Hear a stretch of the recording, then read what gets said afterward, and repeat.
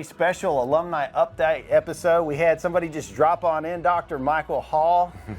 Doc, it's just crazy. I've been thinking about you for a while now, and to have you here today, we've got some things going on behind us, but we wanted to stop and talk right now. First off, tell everybody what you're a doctor in.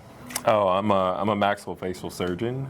It's essentially a cross between a dentist and a physician, but I do head and neck surgery, generally speaking, focused on trauma, but I also do some elective procedures as well.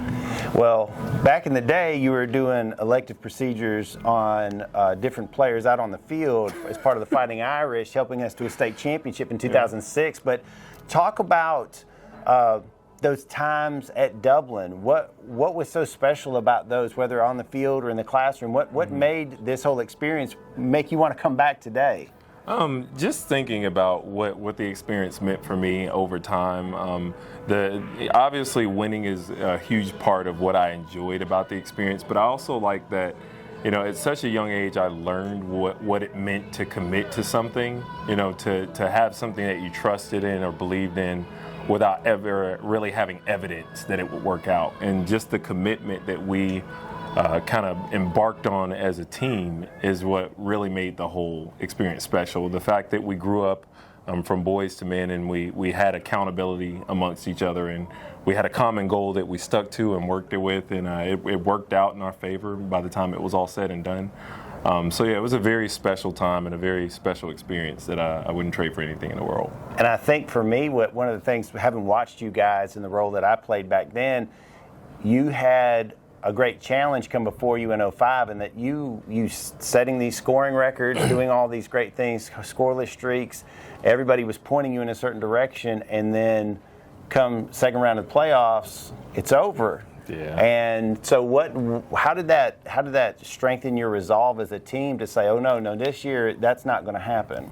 Well, I think it kind of points to the things I just mentioned, is that we had accountability amongst one another, and to see another team come to your house in a year that you thought you were going to win it all, you thought all the pieces were in place, and somehow we fell short, and then they kind of gloated and threw Lucky Charms all over the field. That was enough fuel on the fire for us to really take every moment. Like that, the next season started that day for us.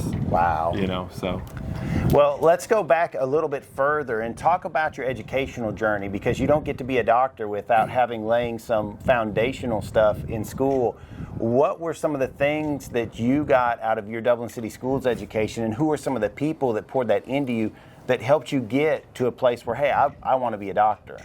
It's actually funny. The first teacher I can think of in that whole string of educators who contributed to my ambition would be Robin Griffith.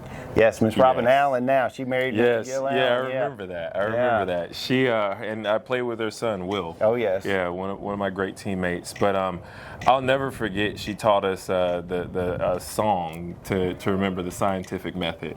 And I remembered that all the way through college. And just the influence. She had a passion for what she did. She really enjoyed it. She was also the cheerleading coach at the time. Oh, yes. She made all the huge, amazing artwork run-through signs that we did. I mean, she was just a great person all around, and she really found time to express more interest in students who really had an interest in science. So I really appreciated her. I appreciated Lawrence Hall. Oh, yes. Yeah, Mr. Hall. He was my anatomy teacher. He was the one who got me seriously considering medicine anatomy, and it was just because he enjoyed it, and he wanted us to be serious students. And I think a lot of students didn't like that in high school. You got a guy saying, hey, but everything always equated to, if you did not learn this specific piece of information, he would tell you ultimately how that would lead to you not being successful in life. Now, of course, it was a little dramatic, right? Yes, I've heard these. But that was his point. He was like, look, if you don't do these things, you're not going to go far. And it's not that he was trying to hurt us or make us not believe in what we were capable of, but his points were simple. He's not asking a lot. He just wants you to focus. He wants you to commit to something and to actually do the work. And, for high school students, that's a big message to try to convey. So sometimes it lands, sometimes it didn't, but he made a profound impact on me.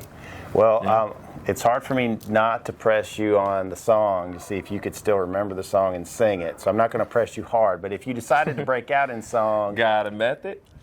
Look it up. Take a guess. Experiment. Write it down, and then conclude. The scientific method is kind of cool. That was her thing. You just made her day. Like, I promise when she watches this, she's going to be like, I love it. She'll probably start crying. For anybody who knows Miss Allen, she's like amazing. I remember when I first moved to Dublin, they had just had the football banquet, and everybody came in and they're saying, yo, Miss Allen just cried. Every girl, like, she was just in love. And then I came to know that she did genuinely love every single kid that she came in contact with. Yes, like that. I mean, I'll never forget for one of our state championship run games, I mean, she had this huge run through, the biggest sign I've ever seen. And she drew all the senior football players, all the senior cheerleaders. I remember that sign. Yes, I do. Yeah, it was a labor of love. And, that's why she made the profound impact that she did.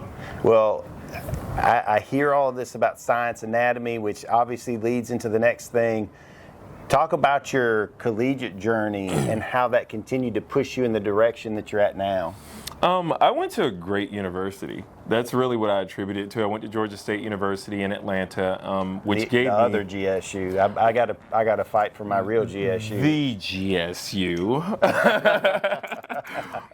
But yeah, so it's just I went to an institution that gave me an opportunity to be in a city, to be actively a part of that city in a very, I guess, early part of my life, a more formative part of my life where I needed to be exposed to things in a controlled way. So I got a lot of experience very early on and learned that life is humbling and learned that... it is. Yeah. Exactly. Learned that life was humbling and learned that there was a lot for me to do if I wanted to end up where I wanted to be. So I think that university just had all the pieces that I needed to be exposed to in order to ultimately stimulate my ambitions and, aim for really, really high goals. Well, Michaell, you're talking about Miss Griffith/Allen's song, but there's another piece of poetry. In fact, we had Malcolm Mitchell come through this year, and he recited it, and that's our attitude poem that's up in the wall at the field house. And Coach was telling us that that's something that you know by heart. Oh, yeah. I think it's attitude it's just what it is. It's attitude, and it's something that will make or break you in life. So that poem, we say it before every game, and it meant a lot to me, but went a little something like this. If you think you beat, you are. If you think they're not, you don't. If you think you win, that's it. If you think you beat, you are. If you think they're not, you don't. You like to win, but think you can't, it's almost certain you won't.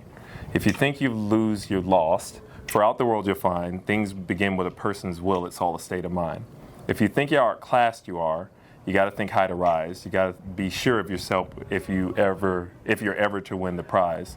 Life's battles don't always go to the stronger or faster man, but sooner or later, the one who wins is the one who thinks he can.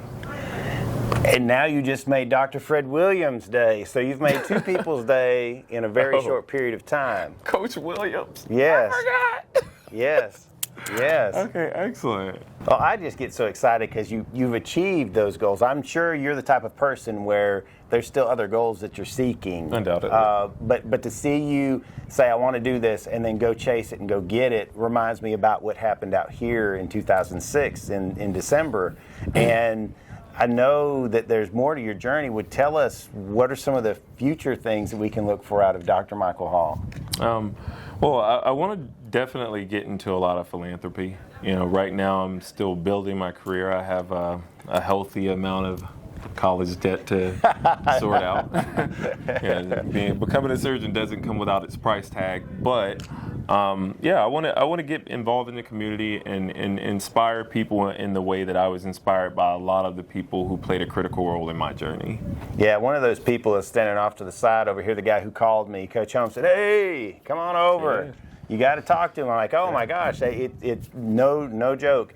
This past year, you were on. I've got a list of people that I'm like, I got to get in touch with him because the whole purpose of this is not just to showcase all of your excellence, but to hopefully inspire the next Michaell Hall at Dublin High School to say, hey, I can be him. I see me in him. And what would you tell those kids right now if you were standing in front of them to say, hey, this is what you got to do, this is how you can do it, this is how you can come do what I do? I think the biggest part sounds kind of, I don't know, dramatic, but you really have to believe in yourself in a way that almost makes you seem delusional. You know, like if you say that you want something, the first thing you have to figure out is how badly do you want it, right? What is it going to cost? Because it's going to cost something. And then, you know, you have to be honest with yourself. Am I going to do what it takes to get there? And if you find that you don't focus on excuses, only solutions, right? You look for the answers, not focusing on what the problem is, then you find that if you take care of the big things, the little things take care of themselves, and you end up eventually where you want to be. Kind of sounded like a coach's speech. I'm not sure. That kind of came out good. I know a guy who might have influenced it. Well, Dr. Michaell Hall, it has been a certain pleasure, and I'm so excited that we got the chance to finally get together and catch up. All the best to you and to your family, and my hope is that this isn't the last time that you're here, and that hopefully you'll be able to get the opportunity to speak in front of some kids and really show them some of the pathways that could be leading them into high achievement and success as well. Yeah, that would be very nice. And, you know, getting a scholarship fund or something of the sort set up wouldn't be a bad idea either. That'd be awesome. Yeah. Well, thank you again for coming so much. This has been another episode of Alumni Updates.